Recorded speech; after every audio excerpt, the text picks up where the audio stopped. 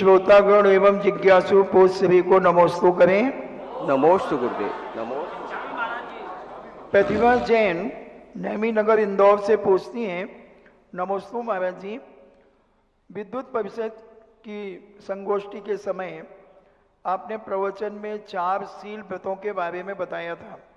5वां आप परिग्रह व्रत भगवान महावीर द्वारा लाया गया, यह भी सुना। भगवान महावीर ने ऐसी कौन सी परिस्थिति में यह व्रत लाया तथा अणुव्रतों का सबसे पहले उल्लेख कहाँ मिलता है? जो पंच महाव्रतों का दिगंबरों में तो सदा से ही पंच महाव्रत चलते आए।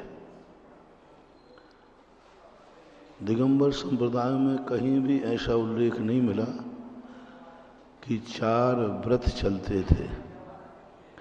5वां ब्रह्मचर्य व्रत कब से आया, ऐसा जैनागम का नहीं है। दिगंबर संप्रदाय में ऐसा कोई भी आगम वचन नहीं है।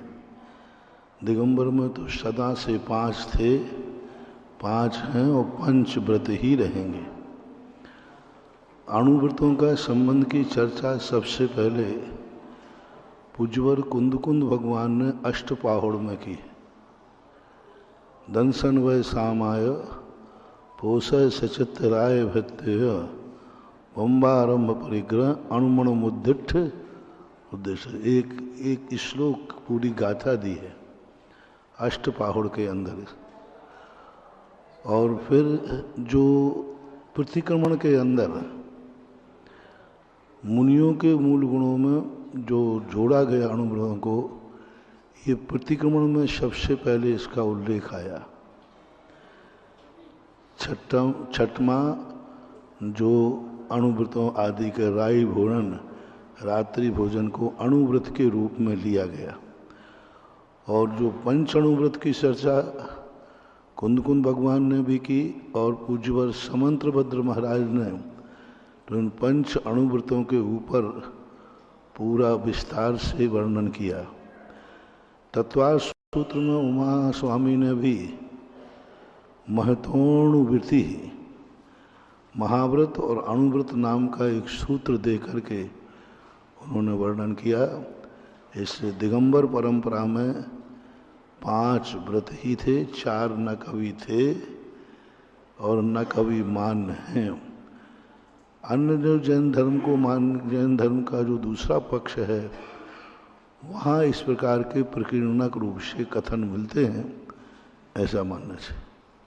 श्रीमती गुणमाला जैन रोठवाई से पूछती हैं, नमोस्तु महाराज जी, श्री पारसनाथ भगवान जी की प्रतिमा के ऊपर फन होता है, पर कहीं कहीं सुपारसनाथ भगवान की प्रतिमा पर भी फन होता है, तो इसका क्या कारण है?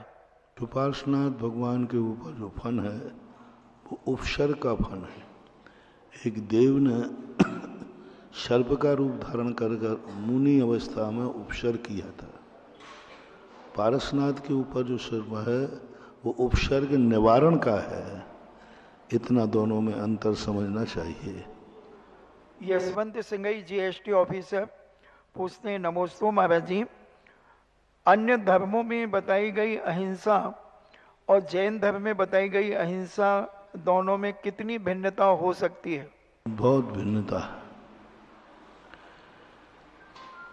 वो धर्म के नाम पर की हुई हिंसा को हिंसा नहीं मानते। भगवान के नाम पर, प्रभु के नाम पर बलि चढ़ाना, यज्ञों में पशुओं को होम करना, वो हिंसा नहीं मानते।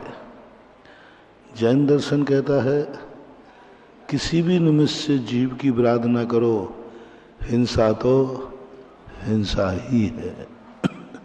जैन दर्शन की हिंसा और अहिंसा बहुत व्यापक है। बहुत सूक्ष्म जीव को भी हिंसा के अंतर्गत लिया गया। अब कितनी हिंसा हम छोड़ पाएंगे, कितनी नहीं छोड़ पाएंगे, ये बात अलग है, लेकिन हिंसा माना। एक इंद्रिय जीव की भी आराधना करता है तो भी वो हिंसा है। धर्म के नाम पर भी करता है तो वो हिंसा है। ये बात अलग है कि वो हिंसा को हम नहीं छोड़ पा रहे, तो उसका बंधक बताया। एक पत्ता भी तोड़ता है तो हिंसक है, पर वो लोग जो कहते हैं कि नहीं ये हिंसा नहीं है, वेद की हिंसा हिंसा न भवति, हिंसा नहीं है, तो बहुत अंतर है। अहिंसा कह देने मात्र से अहिंसा नहीं हो जाती। प्रमत्त योगात प्रमाण विपरोपणम हिंसा, प्रमाद के वशीभूत होकर के जो भी किया जाएगा वो सब हिंसा के अंतर्गत आता है।